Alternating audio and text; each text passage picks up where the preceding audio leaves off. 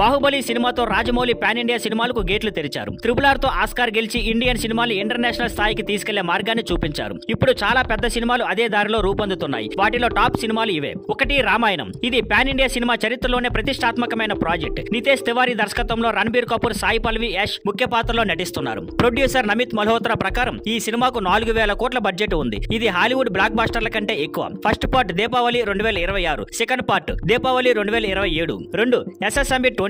RRR తర్వాత రాజమౌళి తీస్తున్న తదుపరి సినిమా. మహేష్ బాబు హీరోగా నటిస్తున్న యాక్షన్ అడ్వెంచర్ సినిమా. అడవిలో జరిగే కథతో రూపొందుతుంది. ఇతర ముఖ్య పాత్రలో పృథ్వీరాజ్ సుకుమారన్, ప్రియాంక చోప్రా. 3 స్పిరిట్. ప్రభాస్, సందీప్ రెడ్డి వంగ కాంబినేషన్ లో వస్తున్న పోలీస్ యాక్షన్ డ్రామా. విలన్ పాత్రలో కొరియన్ యాక్టర్ డాన్ లీ నటిస్తున్నారు. ఈ cinema Korean, Japanese, Chinese, English తో పాటు భారతీయ భాషల్లోనూ విడుదలవుతుంది. 4 అల్లు అర్జున్ అట్లీ ప్రాజెక్ట్. పుష్ప 2 తర్వాత అల్లు అర్జున్ అట్లీ కాంబినేషన్ లో వస్తున్న భారీ బడ్జెట్ మూవీ. రూమర్స్ ప్రకారం అల్లు అర్జున్ 3 పాత్రల్లో కనిపిస్తాడు. విలన్ గా హాలీవుడ్ స్టార్ విల్ స్మిత్ నటించనున్నట్లు సమాచారం.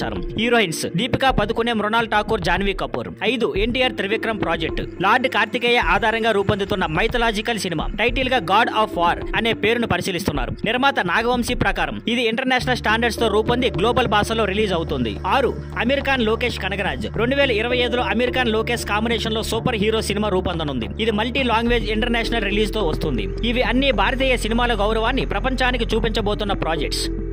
Thank you for watching. Please like, share and subscribe.